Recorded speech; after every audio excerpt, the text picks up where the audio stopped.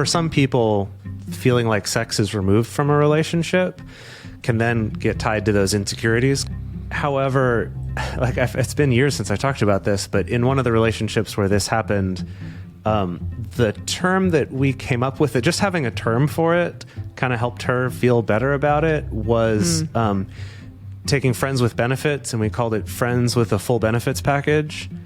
Because it's like we were, affectionate, would cuddle, would go on dates, all of that kind of stuff. But there wasn't like this physical, sexual type intimacy, even though we would still cuddle and be close with each other and things like that. And so that just having a silly term for it kind of helped that to not feel like, oh, well, then this is nothing now. Welcome to the Multiamory podcast. I'm Jase. I'm Emily. And I'm Dedeker. We believe in looking to the future of relationships, not maintaining the status quo of the past. So whether you're monogamous, polyamorous, swinging, casually dating, or if you just do relationships differently, we see you, and we're here for you.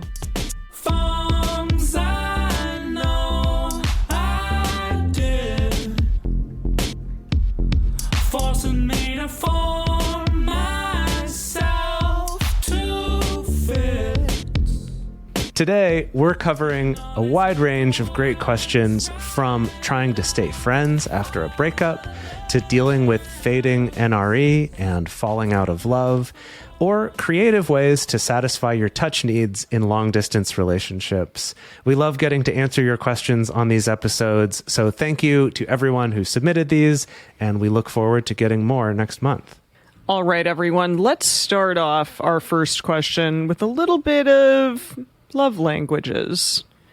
Somebody asked if you and your long-distance partner's primary love language is physical touch.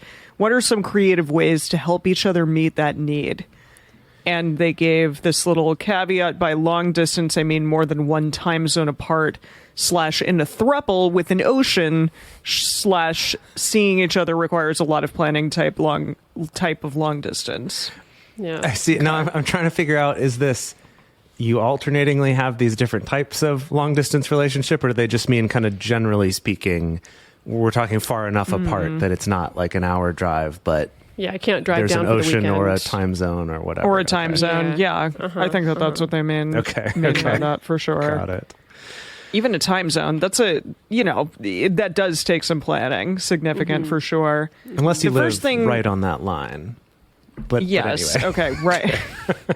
You just step across the line and you're like, I'm in another time zone. Wow.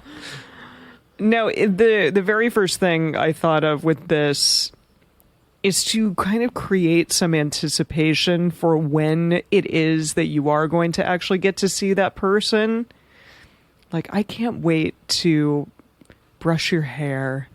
I can't wait to give you a massage. I can't wait to put your genitals in my mouth, like whatever it might be, Wow. something along those lines. Real sexy. I'm still really stuck on imagining someone brushing my hair. That sounds wonderful. That sounds really nice. Yeah.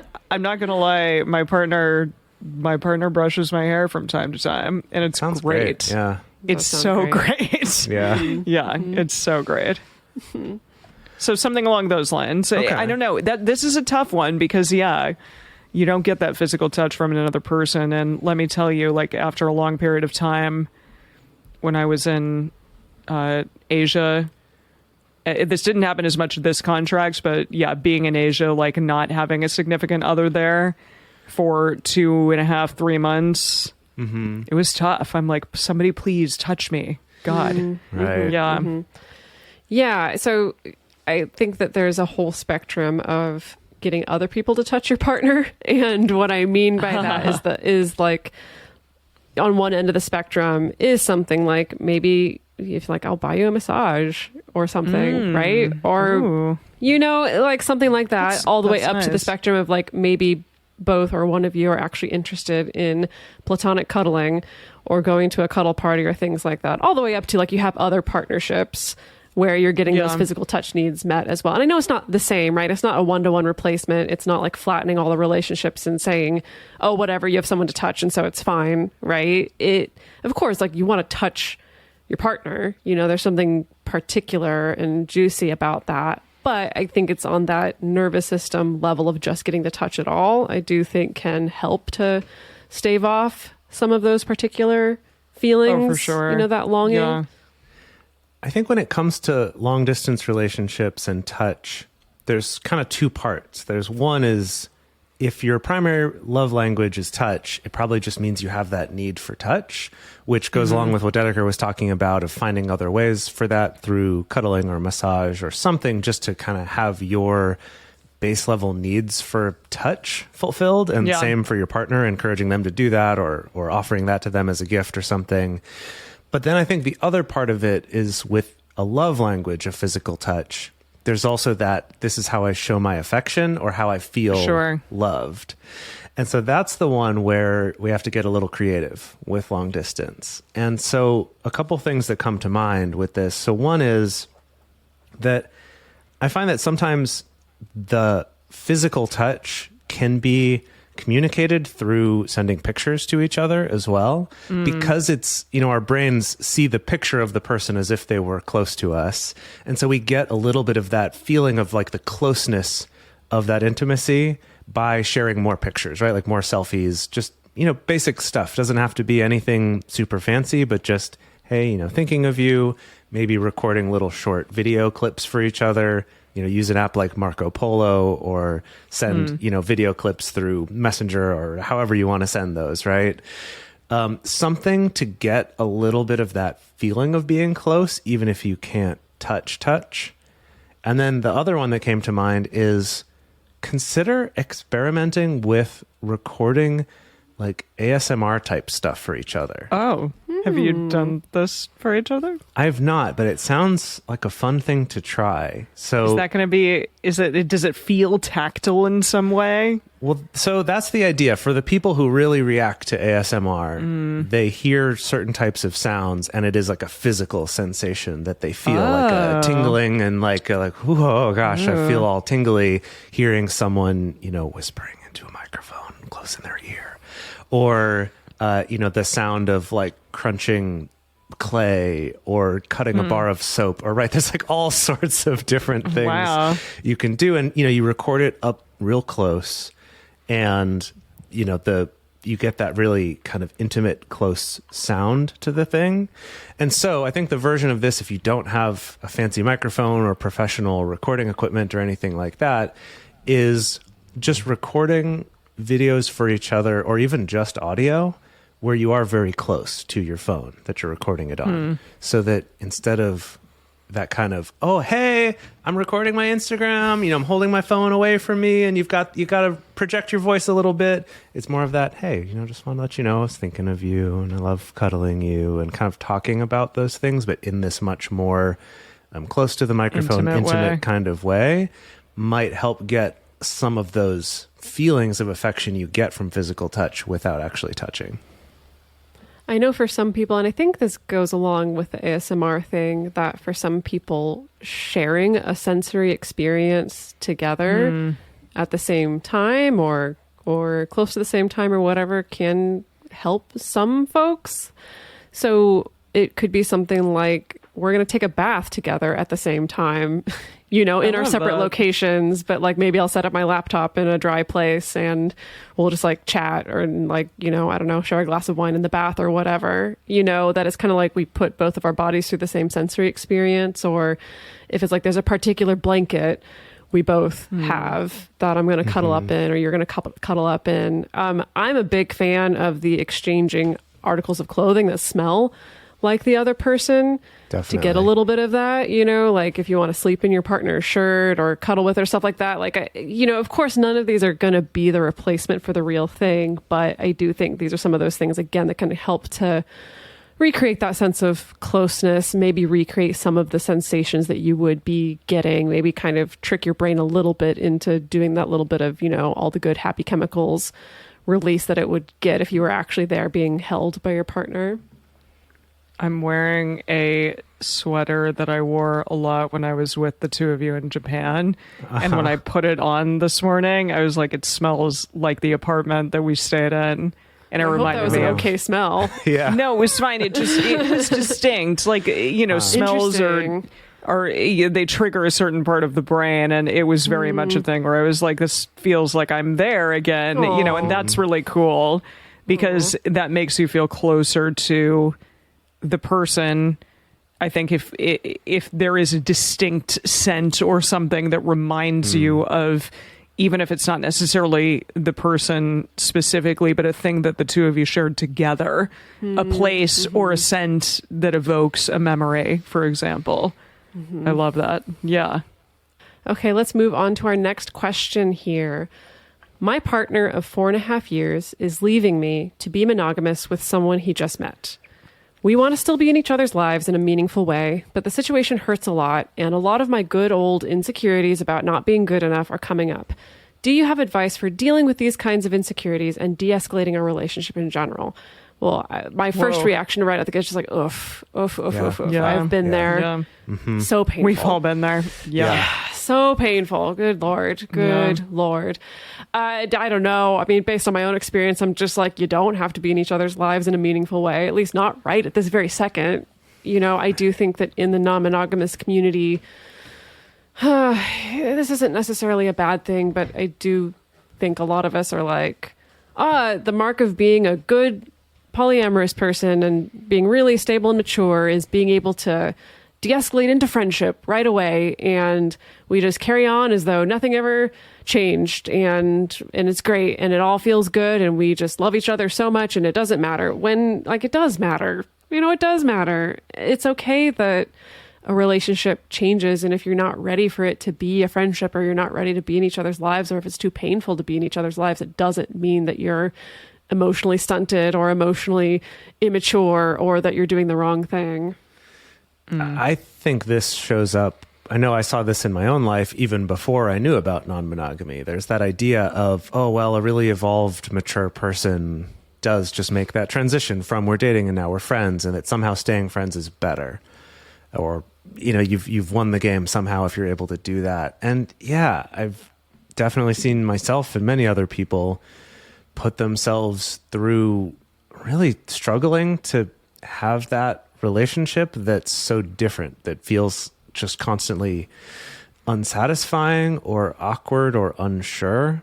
And so while it's certainly possible to do, it is hard, especially if there's a lot of pain there and it's not something that feels like, okay, yeah, our relationship's just kind of naturally de-escalated itself to this point and we're just now kind of officially transitioning it. But when it is that we're taking away something from this relationship for some kind of external reason, right? Like in this case, wanting to be monogamous with this other person. And that's not to say that it's 100% external from your relationship, but it's, I think, going to feel a little more painful and a harder transition to make, especially if you were not interested in making that. So I would say it doesn't have to be cut this person out entirely, but to give yourself some time and realize that it might take a year or two.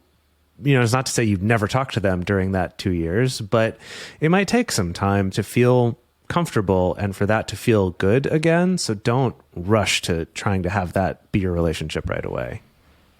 Yeah, I mean, I just want to acknowledge 4.5 years, that relationship, that amount of time, it's not trivial. Mm-hmm. And that is really intense. And I think,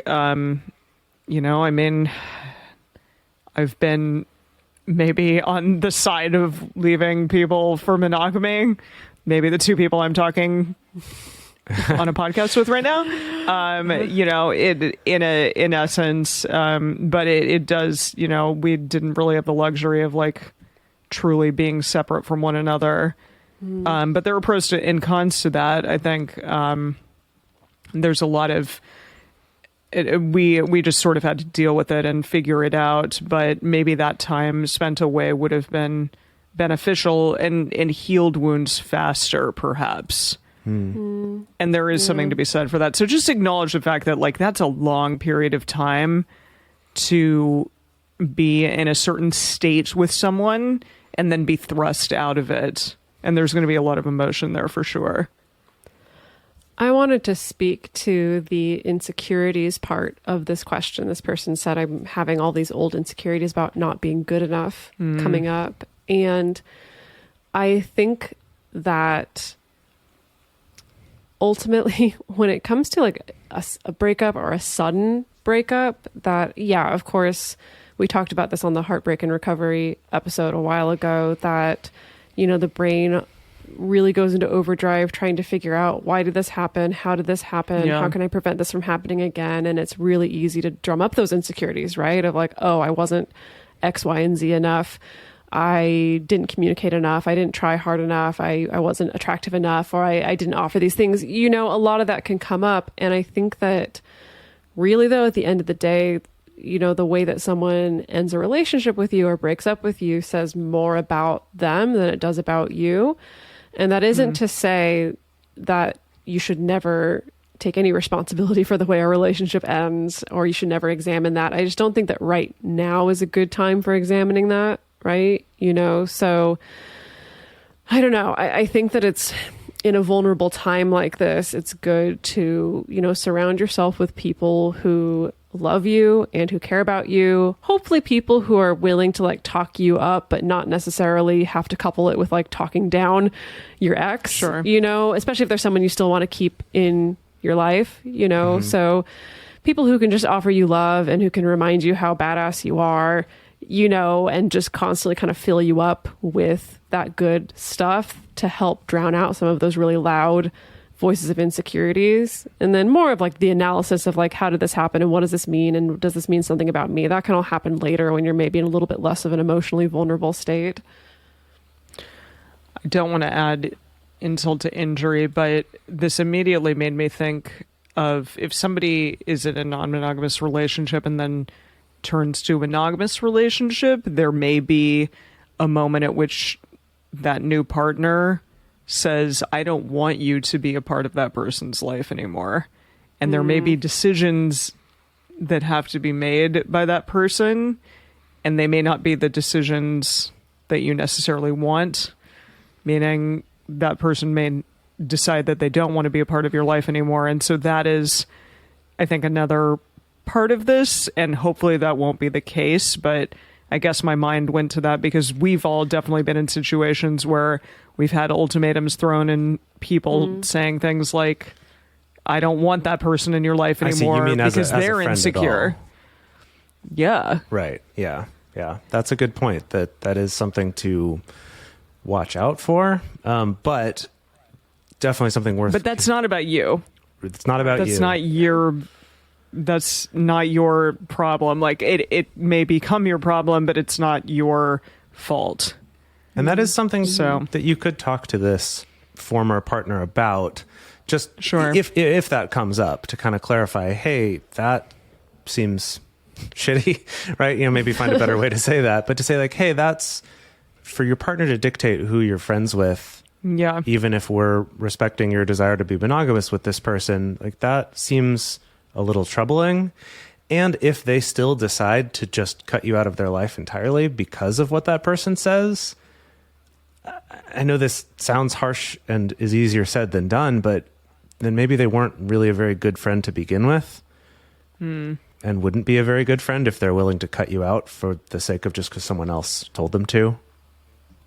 Yeah. This is a little bit of getting ahead, though, because I think that with this, there's kind of carrying the assumption that if this person has chosen to be monogamous with a partner, they're also choosing a lot of the super traditional monogamy values, which maybe they do or maybe they don't, right? You know? Right. Because, unfortunately, that's a little bit of the package deal. Often with traditional monogamous relationships is maybe this implied, unspoken rule that, like, you don't stay friends with your ex, or especially your most recent ex, or what, you know, I don't know. We don't know the details of this situation. Yeah. So maybe that's a part of this. Maybe it's not. Yeah, I don't know. I did want to just quickly acknowledge, though, that if you're non-monogamous, there can be that feeling of guilt, or like no one's really going to like me because I want to be non-monogamous, depending how long you've been doing it, especially if you're within your first few years. I think we still have a lot of that baggage, possibly even decades later, right? We have that cultural baggage of, I'm difficult to be with now because I want non-monogamy, which is not true. There's a bunch of people out there who are like, gosh, I would only date someone who's non-monogamous, or please, I'm looking for that. So I did just want to bring that up and say, that makes this extra hard, right? when someone breaks up with us, those insecurities can come up in general, but that kind of can add this extra level when it's like, oh, society's also telling you you're difficult to be with because you don't want monogamy. And this just seems like it's reinforcing that. So I just want to kind of say that out loud, and also to say that that's not true. And there's a lot of people who are desperately looking for someone like you who does want non-monogamy. So just to remember that as well. Shall we move on to the next question? Sure. Yes. Yeah. Our next question here is, have you ever transitioned from a romantic and sexual relationship with a partner to a romantic but asexual relationship? What advice would you give to long-term nesting partners who want to maintain a loving romantic relationship without sex? The first people that I thought of was Jessica Daylover and her partner. Right. Mm-hmm. That is something they've talked about in the second season of their podcast, is how their marriage went from being sexual to not being sexual, but while still living together and raising their kids together. So that could be an interesting resource to check out if you haven't already. For sure. Yeah. But what do we think about this? I don't have the experience of doing this with someone I live with, but I have had several relationships that have done this transition from, we originally started out in a sexual relationship and eventually that part we stopped doing, or even started as a more physically affectionate, even if it wasn't sexual per se. But then that part kind of fell off, but we still feel close to each other and connected to each other and want to have a good relationship. But without that, I'm trying to think of how to generalize that advice, because sometimes it's been easy and sometimes it's been really hard. So I'm trying to look at what are the patterns of the times that's been easier or harder. I think that communication is a big part of it, that for some people, feeling like sex is removed from a relationship can then get tied to those insecurities, kind of like we were talking about with the last question. Like it feels like a failure. Right. Like I'm failing somehow, or I'm not desirable enough, or that kind of stuff can definitely come up. However, like it's been years since I talked about this, but in one of the relationships where this happened, the term that we came up with, just having a term for it kind of helped her feel better about it, was taking friends with benefits, and we called it friends with a full benefits package. Because it's like we were, affectionate, would cuddle, would go on dates, all of that kind of stuff. But there wasn't like this physical, sexual type intimacy, even though we would still cuddle and be close with each other and things like that. And so that just having a silly term for it kind of helped that to not feel like, oh, well, then this is nothing now, because we still have those cultural ideas that, if it's not this, then it's nothing, right? If it's not full on romantic and sexual, then this is not a relationship, and kind of getting away from that. Yeah, this question it's a little bit hard without knowing exactly the history and the reason why this transition is happening, because there can be all kinds of reasons, and I could see many, many different effects based on the reason, right? Like, it's different if it's like, oh, because of illness, or just straight up like the hydraulics of bodies not working, like sex just isn't a thing in the relationship anymore, right? But maybe it's still very affectionate or flirtatious, versus someone who feels like they've just completely fallen out of sexual attraction to their partner. I've worked with some people where it's like, my partner has this very, very different sexual risk practices than I do, and we can't reconcile it. And so like, I can't take the risk of having sex with them anymore. Like all kinds of reasons behind why people may make this particular transition. And I think each of those situations probably requires some different tactics, and would probably bring up different feelings as well, especially if this is something that like one person really wants, the other person doesn't really want, right? That's true. Yeah. But I do think something that can help with us is talking about things on a meta level. You can use a tool like the Relationship Anarchy Smorgasbord that helps you really break down, okay, like what are the parts of our relationship that are working really well and that we really like? Are there types of physical affection that we do really want and still want to enjoy in a non-sexual way? Are there different types of sexual activity that maybe just don't involve, like, is the issue about penetration? Is it about this? Is it about that? Right. Like, there's so many different options out there, right? It's not always this black and white of like, there is sex happening in the relationship or there's not sex happening in the relationship. So I think that's what I would recommend for people who are trying to make this transition of some kind, is just be open to exploring all of the possible avenues and options, and also be open to just understanding each other, right? Without necessarily trying to troubleshoot or negotiate, like really understanding where each person is coming from. I think because sex can be a hugely charged topic, whether you're the person who wants the relationship to be asexual or not. Yeah, there's a lot of intimacy that can still happen without sex being a part of it, I think, in relationships. And even cuddling, touching, understanding one another in a very intimate manner, all of those things can feel really close. And I've had relationships with people where sex, for one reason or another, didn't end up being the thing that we did. Often that was just mechanic wise or whatever, and it ended up not being the thing that occurred, but there was still a lot of great things that we got to do together and that we got to enjoy with one another.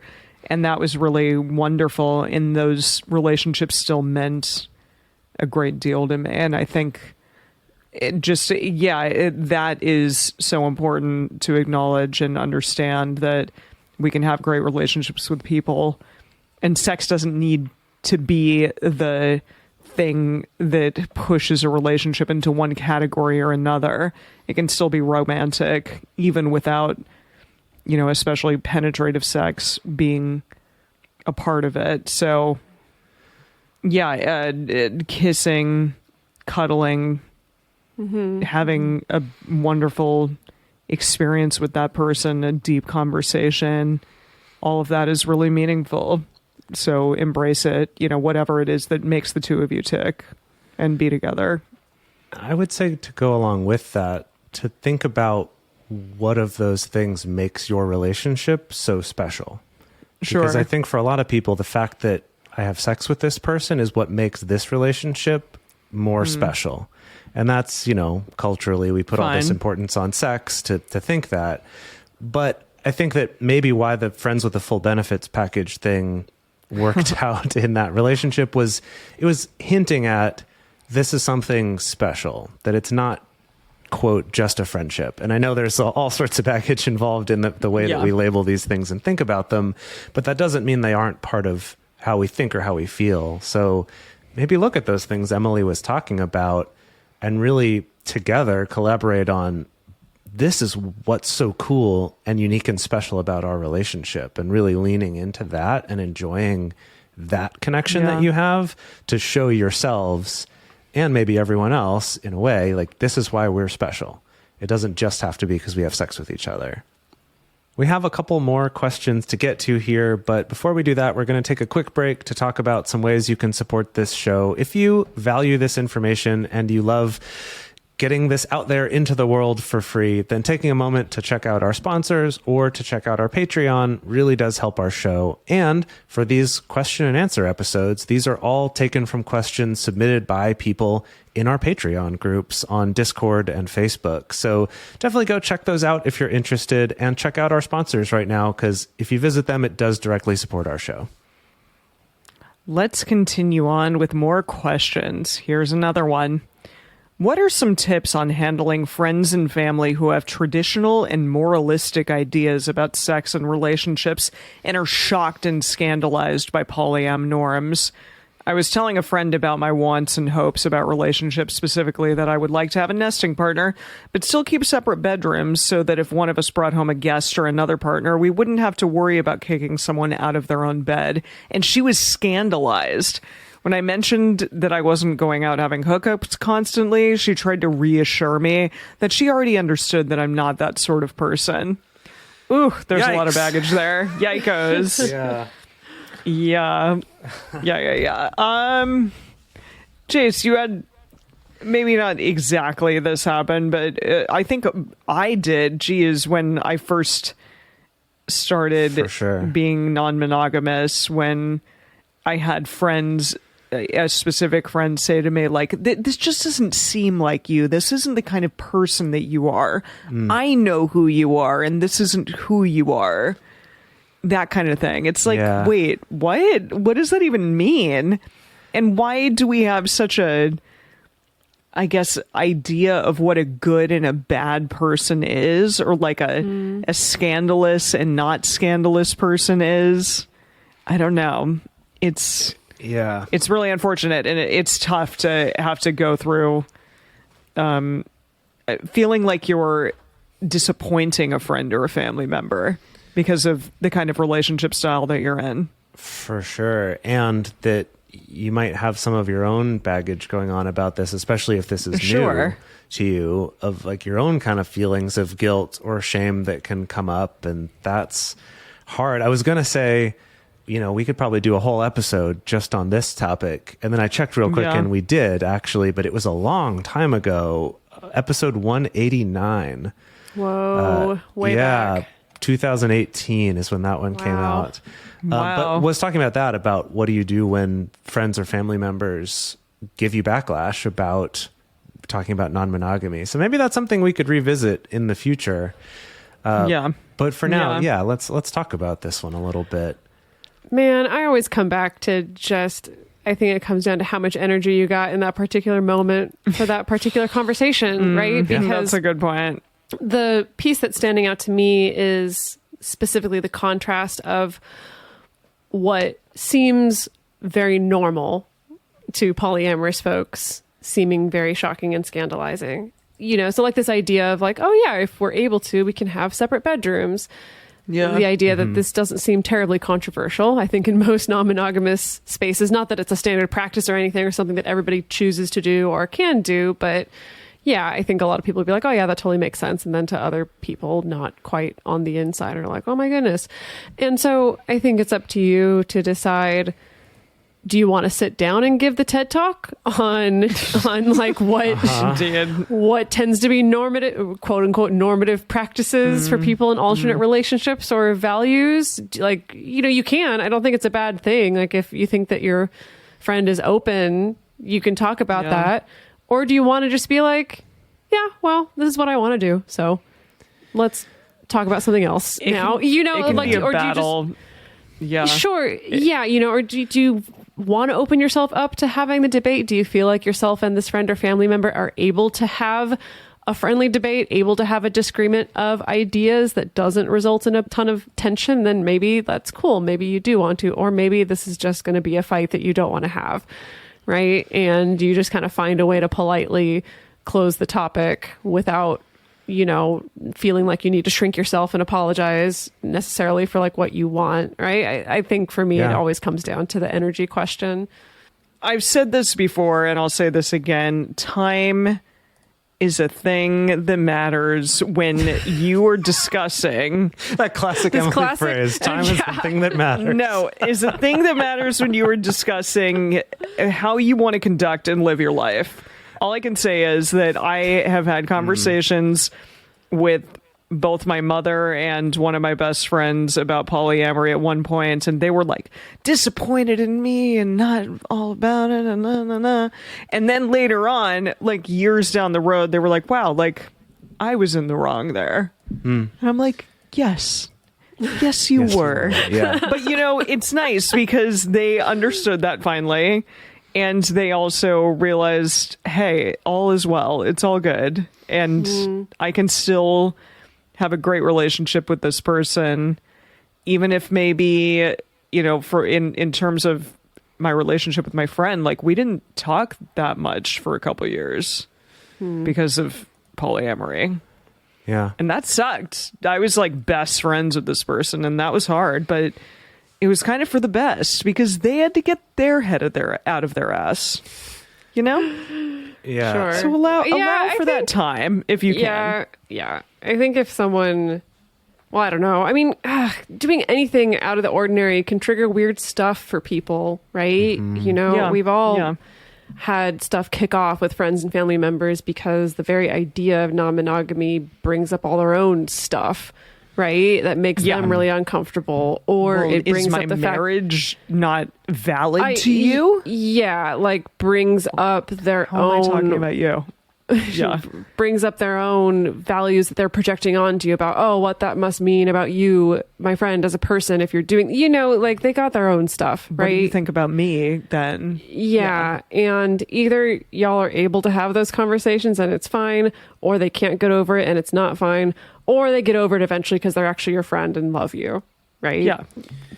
Yeah. And Option C was what happened to me. it is worth noting, like Emily said, that it might take time. I know that for myself, had, you know, kind of a similar, less extreme reaction from a close friend of mine that was more like, why is this a thing that you need to talk about? Like, but what about commitment? Like you're missing all these parts of relationships.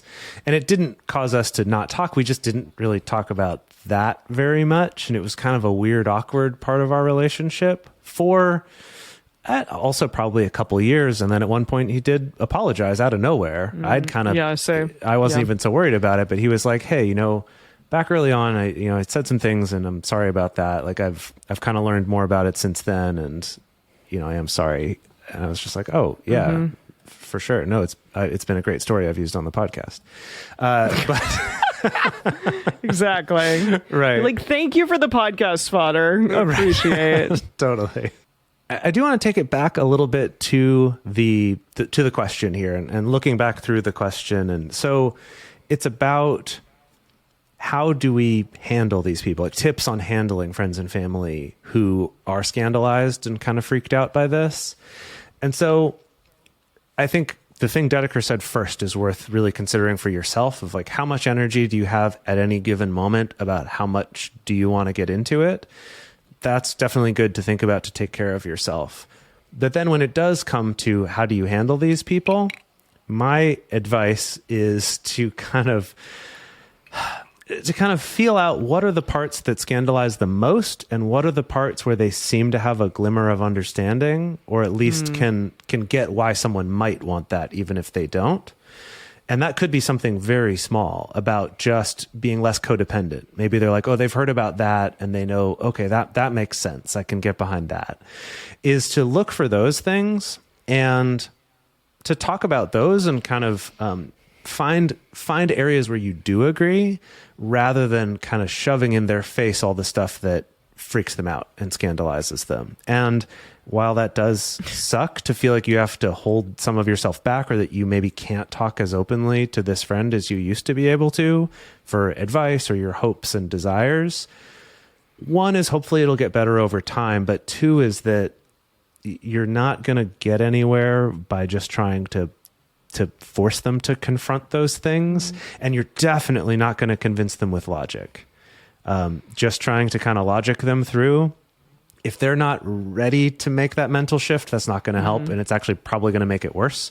So I would advise you against trying to like convince them through, you know, well thought out extemporaneous speeches or things like that. Like, don't do that. That's not going to get you very far. But maybe to just sort of gradually talk about the things you do relate on, and gradually maybe add in more things as it becomes more normal for them. Then you could maybe experiment a little bit. And then the other part of it is find some other people to talk to that you can talk more openly about. So it's not like, oh, now I can't talk to anyone because I can't talk to this friend. And hopefully you'll get there. You may not. Hopefully you will. But to also realize, okay, I've got to find some other support networks and places where I can talk about this. Yeah. Let's take it to our next question.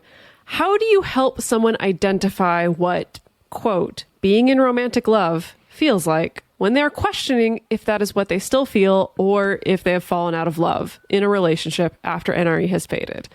The narratives of, quote, you just know, and, quote, they become your world don't seem right. I see. Okay, that was worded a little bit strangely. So I think how I'm understanding it is that, yes, I know someone who is wondering, oh, am I still in love with this person? You know, and this is just because it's after the NRE has faded. Yeah. Right. Or have they actually fallen out of love? And this could be one of those, like, I have a friend who's wondering. This could be the question asker, or this could be a friend. Yeah. Yeah.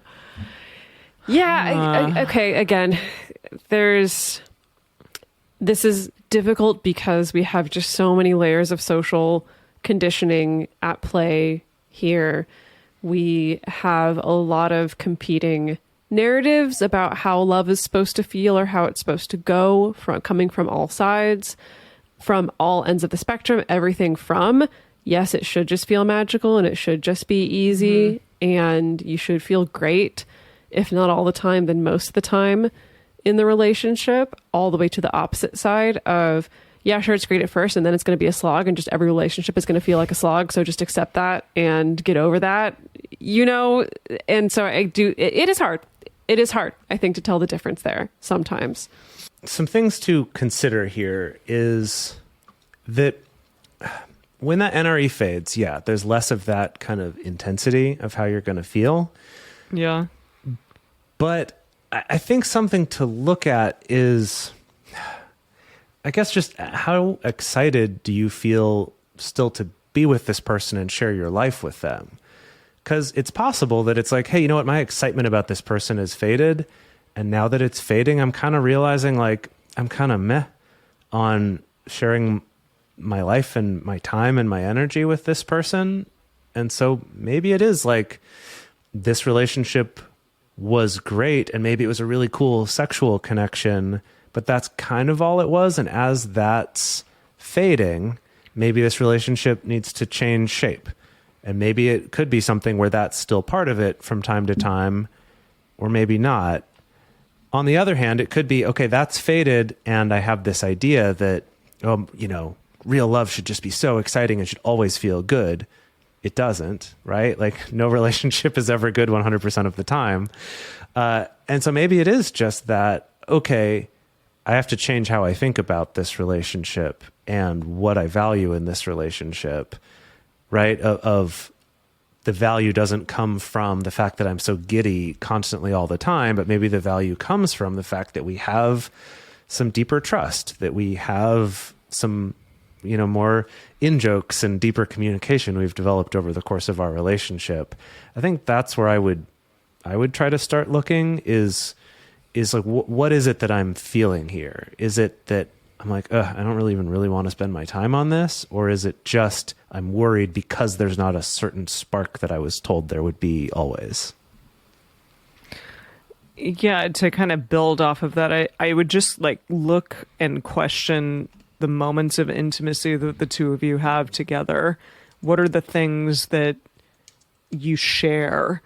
What are the excitements that you have together? The fun activities that you get to do that are kind of intrinsic to the relationship that the two of you have built, and what really is beneath the surface. Because I think a lot of NRE is surface level.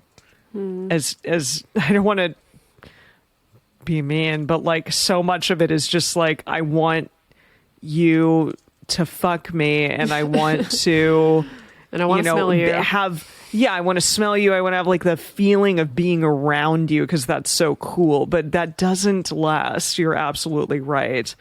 There has to be something deeper than that ultimately. And so I guess I would question those things. Are those things still present? And do you still have a meaningful desire to want to be around them in a way that still excites you and makes you interested in what can be cultivated out of this relationship? What can you learn about yourself and about them and the world around you? Like, what is it that you two share? Those are like some deeper questions. I also wonder about, is this a pattern that you've noticed? Is this friend, or if it's you, actually, has this been an ongoing thing of kind of doing that NRE hopping activity of dating someone, getting really into it, and then once the NRE fades, then it's like, oh, I guess they really weren't the one. Actually, I guess I'm falling out of love, and then hopping into another one, because I think that adds a whole other layer to the story, you know, assumptions about how a relationship is supposed to feel, right? Or getting a sense of, you know, what are the markers of looking for more bonded love, right? When that chemical cocktail starts to shift in our brains away from that really, really intensive NRE feelings into the more like established, close-knit, kind of tight bonding feelings, you know? So I think that's a part of it too, is this about, I've associated just like the high with being love. And if it's quiet and calm and stable, then I'm bored. Yeah. Maybe something to add into that too is to look at, just think about it in terms of, if I spent the next 20 years with, you know, pick whatever number you want, it could even be 1 year, 5 years, whatever. If I spent that much time where this was my relationship, do I still find that rewarding and valuable?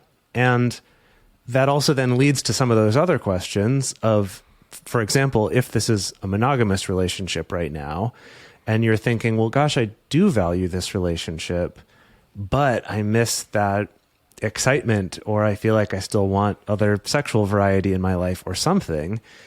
Maybe non-monogamy is something to think about and to discuss with this person and see if maybe that's something that you want in your life, that maybe you do want that excitement and ability to have newness, but that doesn't necessarily have to come at the cost of just ending this relationship and saying, oh, I fell out of love in this relationship.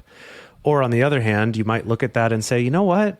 Yeah, I do feel really fulfilled by this, even if that sparkle is gone. And maybe it is just coming to that realization that the movie's all cut off after the NRE and they don't show you the rest. And so maybe it is just, hey, yeah, this is what a good, solid, stable relationship feels like. You know, can you trust that person? Do you enjoy your time with that person? Do you feel cared for by that person? Do you like to care for that person? Right? These kinds of questions of, is that there and is that satisfying and that's what you want? Great. But if it's not, maybe look at non-monogamy or just reevaluate, is this the kind of relationship we want? Or maybe we want this to be a different kind of relationship. I don't know, I'm curious about the two of you, if you've experienced anything kind of like that, where you've came down on one side or the other when you've had that question come up. I think in recent years, whenever I've noticed that shift, oh gosh, it's never really been like flipping a switch necessarily. It's never really, you know, I've noticed fluctuations. Yeah, it's gradual. It also goes back and forth. You know, I think I've had the great benefit of being able to have like several long-term relationships. And I don't know, I find that in long-term relationships, sometimes it really does go back and forth, where I go through periods of almost feeling like that NRE again for a partner, and then going into just kind of the more calm, stable, like less exciting parts. But I don't know. For me, it feels like a little bit more holistic, that if I feel like maybe I'm falling out of love with someone, it's not just about things don't feel exciting anymore. Usually there's other things at play as well. I have other complaints, you know, like if it's just, it feels kind of maybe a little bit boring. I don't know. That's usually not enough to me to sound off the alarm bells, but that's just me. Yeah. Yeah, I would have to agree with that. I think I give things time, like pretty ample time. So I can't say that I've ever like invested in an amount of NRE time where it feels like it's going well, and then just ended a relationship once it starts to feel a little bit more normalized, a little bit more like I understand the routine here that's going on. I still want to invest my energy into it because I've given it that moment and because it's worth it to me. I think, you know, sometimes that change, that shift can be a real turning point for a relationship. And sometimes when you stop having the facade of excitement, like reality starts to set in and a person's true colors show up, and then it doesn't become as good as it once was. And I can think of a specific relationship that Dedeker and I were both a part of that kind of ended in that manner, unfortunately. And that person ended up it being not the person that I thought that they were at the beginning. And that ultimately didn't work out. But that's also, there's so many other issues, right? Like that's what there's I'm saying. so many other It wasn't issues. just about Yeah. like it settled into like a normal, definitely comfortable routine. It was like, But I don't- lots of other problems. yeah, and I don't know. I mean, maybe had the NRE still been there, it would have still happened the exact same way. But I do wonder if that was a contributing factor at all. I don't know. I don't know. It's just an interesting kind of confluence of events that occurred at the same time. You did just get me thinking about some examples of kind of less extreme versions of that within non-monogamy, where I found for myself, I've had many times, and I've talked about this before on the show, but many times where during that NRE phase, it's not so much that I liked this person, and once that wore off, realized I didn't like them. But it was more like during NRE, I kind of overcommitted myself to a relationship. Maybe spent way more time than I would eventually want to later on, or just got like really, I don't know, like emotionally intimate with this person, doing a lot of things together, entwining our lives really quickly during that NRE. And then as that fades, having that difficult transition of, oh gosh, it's not that I don't like this person, but I kind of want some of these pieces of myself back, or some of these parts of my life and my schedule back. Sure. And that's hard. Yeah. That's not always a thing people let you take back without kind of causing some problems in that relationship. But it is making me think of that issue too, of maybe it's not about, I don't like this person, but just, I've maybe overcommitted here. And that if this were someone that I saw once a month, maybe I'd still think this was great. Or, once a week, or, whatever it is. I don't know your situation, but maybe in a slightly different circumstance, this could still be great. But I overcommitted by following that traditional trajectory of, I have strong feelings, so therefore it's love, therefore I should be entwining my relationship in this certain way. And now realizing, okay, now I kind of want some of that back. Yeah.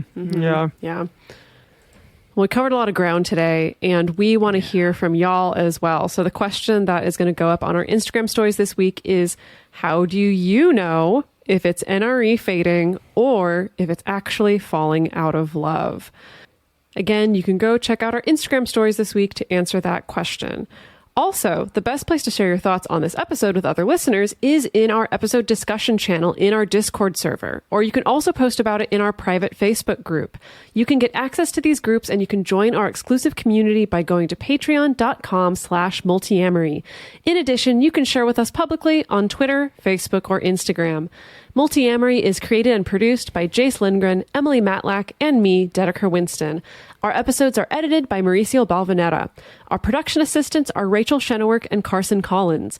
Our theme song is Forms I Know I Did by Josh and Anand from the Fractal Cave EP. The full transcript is available on this episode's page on multiamory.com.